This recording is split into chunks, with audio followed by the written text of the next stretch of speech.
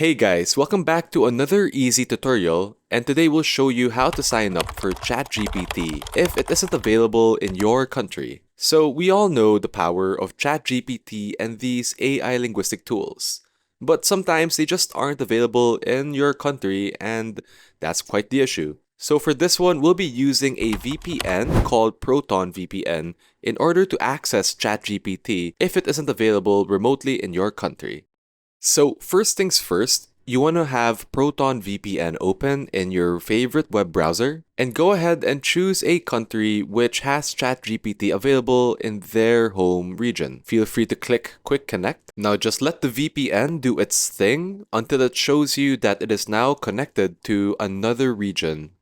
So once you're finally connected to the VPN, go ahead and go back to the OpenAI website where you can find ChatGPT. As you can see, you can now access the website despite it being blocked in your home country. So once you have the VPN connected and the ChatGPT website accessed, go ahead and log in or create a new account.